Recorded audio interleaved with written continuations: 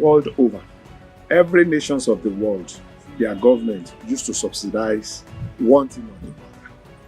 You want to talk of America, any of the Western nations, Europe, name them, China, Iran, all of them, substantial amount of money yearly they allocate to subsidy to make life bearable, to cushion the effect, because the primary responsibility of any government is provision of security and making life meaningful for its citizens. However, subsidy of petroleum products, especially fuel, has been removed in Nigeria. Now we are now in this situation. What are the things that we can do? I will start by first saying that subsidy removal is no problem, since that is what the government wanted. But government should have at least put in place things that will cushion the effect of that sudden removal. Take for instance, during Jonathan's era, subsidy was about to be introduced, but so many things were put in place. You want to talk of Shopee, you want to talk of UWIN, you want to talk of buses to cushion the effect. However, the present administration removed subsidy, and now they are telling us they want to think of what to do. Here we have a lot of things that government can still consider to make life meaningful, and there will be less stress for people because of this subsidy removal. Number one is fuel affect movement, transportation, in the area of transportation. I will use a case study. The civil servant living in Buhari will go into central area, will enter a bus of 1,000 naira in a day to go and to back. That's 2,000. That means 10,000 in a week, and that is 4,000 a month. And the least paid workers, for instance, earns 30,000 naira.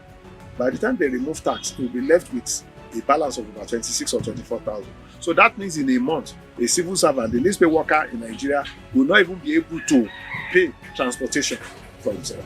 So number one, if government is able to make provision for these luxurious buses like they did during Jonathan era, and make a flat rate, like from one extreme end to the other extreme end, asking people to pay this amount, maybe say 100 or 200 naira, this will first of all help reduce problem of transportation.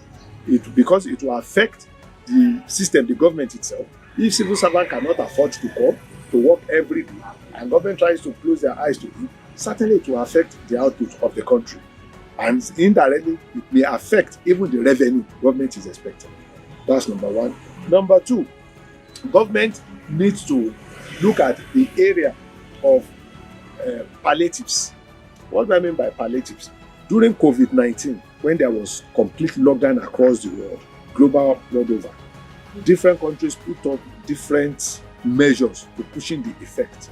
And in Nigeria too, even though it may not be all that okay, we had little subsidies or little cushioning effect put in place. Let government look into the area of food production. One, whether it is going to be to the farmers, provision of fertilizer at a very considerate rate. Let there be food, what do you call these things? They used to have price control board in those days of produce. Let government be buying all the product from farmers and then be selling to the people at a considerable rate, so that if the food inflation and problem of feeding is taken care of in that aspect, to go a long way, lessen the effect. Three, let there be tax holiday for some countries, for some companies into importation and manufacturing. Because if there is tax holiday, certainly the cost of production will be forced to come down.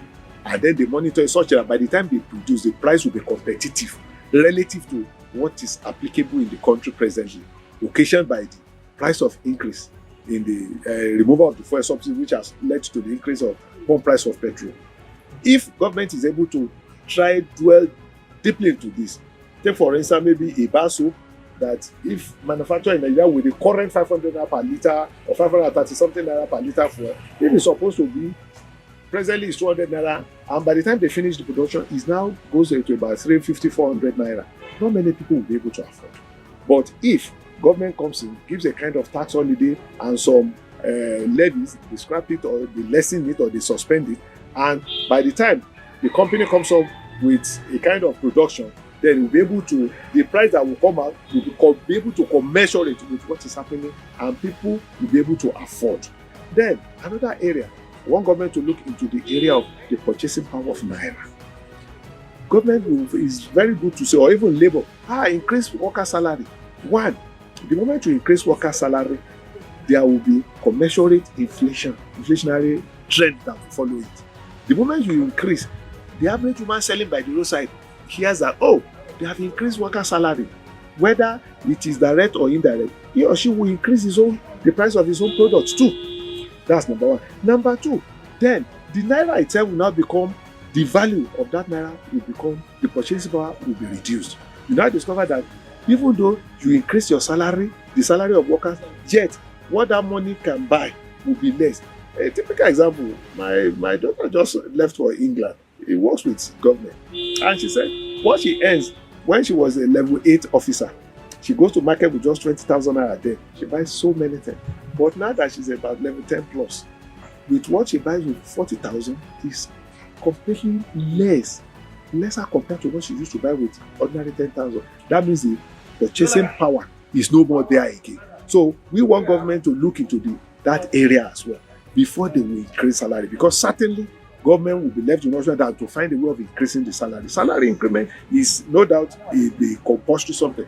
Then during Jonathan era, when they were planning to do subsidy, there is what we call sure P. So many things incorporated into sure P, so that it will not be only one area of the economy that government will look into. So many things are incorporated into this sure P program. Let them come up with something, one policy as well, that will affect so many things, that will encompass all these things, pack them together in one place, so that when all these things are put together, it will be a win-win situation for everybody. It will not be only limited to civil servants alone, because it is not only civil servants that is going to be affected by increase in pump price of petrol occasioned by the subsidy removal. So this SURP will go a long way to help a lot of Nigerians. Then we have what we call You Win, that time You Win program, whereby prospective graduates, young entrepreneurs will be motivated to go into the so-called subsidy program. Will not affect them directly, because government will come into being such that government will find a way of helping them to be on their point at a starting point in life. They will be able to get a kind of platform through which some of their ideas will be realized. And it will not allow the issue of subsidy removal to affect them in whatever way. Also, government can look at the area of in the area of health sector. In the area of health sector, government will help us to look into the area of health sector, whereby drugs being purchased from the market, they will be at a very considerable rate. Maybe there will be a kind of tax holiday or whatever, either direct or indirect. Government can look into this area such that when people go to the hospital for treatment, it will be able to become an affordable thing, because a healthy nation is a wealthy nation. If the people cannot afford simple Medicare because of subsidy removal, the nation, the country becomes a sick nation, and indirectly it will affect the output. So these are part of some of the things that we look at. Also, we look at area of this electricity supply. Its effect is already indirectly. We have of recent, the tariff has been changed, unknown to many people. Because of the tariff increase, many people are having issue, and adding this issue of fuel subsidy removal to it again will seriously affect production, majorly production, because a situation whereby most of the production sector cannot afford. The environment is not favorable for them to produce. They produce at a very cutthroat cost. Certainly, the price they will place on their products too will be a cutthroat aspect. We want government to look into the area of green energy, solar system, renewable energy system, whereby, yes, I give that to the outgone administration of President Buhari. They really tried in that area of alternative power supply. Let the current administration look into it very deeply. Thank God President Tinubu has just signed into law the regulating electricity generation in Nigeria. But it is not enough. Signing it into law is one thing. creating an enabling environment that will make so many investors to come into it, that will make so many investors to be able to invest and come up with something very quick, because we should have preparation for immediate, short term, medium term, and long term. And considering the sudden removal of subsidy, that means the most important thing that we need at this present situation is the immediate solution. So that while we are trying to think of how to make things better for the future, people that will go into the future will need to have their today guaranteed. If today is guaranteed, then you can start thinking of, oh, let us think of what will happen in the next 3 years, what will happen in the next 5 years, what is going to happen in the next 10 years. But if the present situation is not being able to, then there is bound to be problem. Another area is soft loans that government can give to will-be traders and whatever. Completely, I disagree with the last administration area of what do you call it? These traders' money and what have you. The method and whatever is shrouded in so many secrecy and brings about room for people to, to challenge it, to really ask, are we really sure the so-called money gets to the actual traders? Then we look at this area that this time around there should not be all these 5,000 traders' money. What can 5,000 do in an economy that the liter of fuel is now about 600 naira? If government is going to help in this area, give soft loans to people, they can go through this using people have almost everybody has phone for a GSM number, people have account, all these things, they can do it through all these means. If they come to help people through this means, people will have records. We have so many databases that government can use to assist people in Nigeria. If they try to go ahead and use this one, it will go a long way to help the so-called traders and market men and women, whereby if they have software to be able to trade their business, it will help them to sustain, pushing the effect of the sudden shock in the something. And also, the banks too can as well be given the leverage that they consider the rates they charge on loans and interest they give to people. They give a review, because the present situation we are in a precarious situation. How do we get about? Everybody will need to be on board. Everybody will need to bring solution. Everybody will need to be carried along. You cannot say, yes, this one, we want to do this. And most importantly, I should not forget, the cartel in the petroleum sector needs to be completely busted. What do I mean by this? Government must ensure that at least 2 of the refineries, not before the end of the year, they become functional. We cannot say, okay, let us manage. Dangote refinery will soon start working. Dangote is a private businessman. Dangote refinery is not owned by Nigeria. So Dangote is a businessman. And where there is no competition, there is monopoly, there is bound to be price issue. So let government ensure that, even though the last administration spent billions of dollars on turnaround maintenance, and up to now, not even a single refinery is functioning. Let them make sure that at least 2 out of the 4 refineries become functional before the end of the year, such that whatever that is coming from those 2 refineries, plus to the quantity allocated to Nigeria government from Dangote refinery, will be able to go a long way, give us enough room for liters of fuel that Nigeria consume on daily basis, which will be able to force the price down. That is one. That is making the refineries functional. Number 2, let government ensure that they make transparent the quantity of fuel we consume on daily basis. The sudden increase is, everybody knows that there is corruption in that area. Before NNPC took over the sole importation of refined fuel, our daily consumption is less than 40 million liters per day.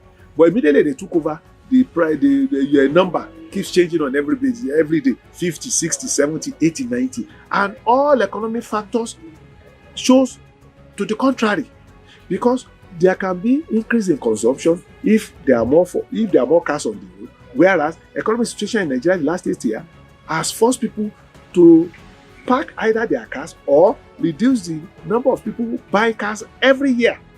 The facts are there. Then who are those consuming the fuel?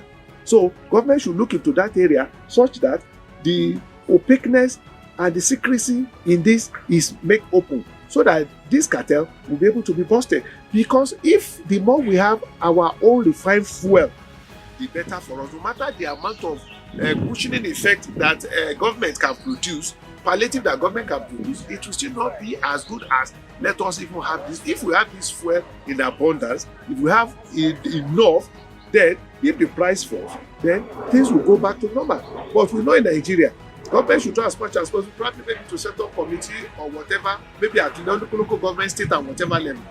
When all these things are being put in place and things are coming down again, let there be a committee to monitor effectively. In most cases, anything that goes up in Nigeria hardly comes back down. Even if all other indices shows that things have been bettered or things have improved, they will refuse to bring it down. But government can do this. And lastly, Nigerians, I want to plead once more. All what we need to do is let us all see how we can assist. Let us not take the advantage, because an average Nigerian, I will put, including myself, we have this greedy or selfish interest that let me take advantage of the situation. Oh, this thing is 2 naira. Even if I sell for 3 naira, I will still make my little profit. But because the precarious situation of fuel subsidy removal, I will sell it 10 naira. I will close my eyes. Maybe government are making their own too. You are forgetting. That's what you are doing. You are not only doing it to external, you are indirectly doing it to self, because the thing will form a spiral effect back to you. The man's family who has come to buy the thing, instead of 3 naira, you sold the thing to him at 5 naira. His family, who is the petrol dealer or the taxi driver, will also increase that thing. So that one, within ourselves, we need, as well as Nigerians, to see that this country is our own. We need to take it back. We need to fight for it. We need to make it work. Government alone cannot do it. Government now, they have taken decision on this one. Yes, the price has been, the subsidy has been removed. They are trying to put so many things in it. But don't let us add more to the budget by indirectly looking at ourselves as, oh, how can I profit? How can I benefit? Or how can I exploit the current situation whereby I will make more money at the expense of the suffering of an average Nigerian? But by and large, government still needs to go over some of these things. Give it a follow-up, a thorough discussion, a thorough analysis, a exhaustive discussion and follow-up, so that it will not be the normal Nigerian system. Oh, government put committee in place, government put this one in place, but they are not giving it a follow-up. If they do that, Nigeria will certainly be a better place for us. Thank you so much.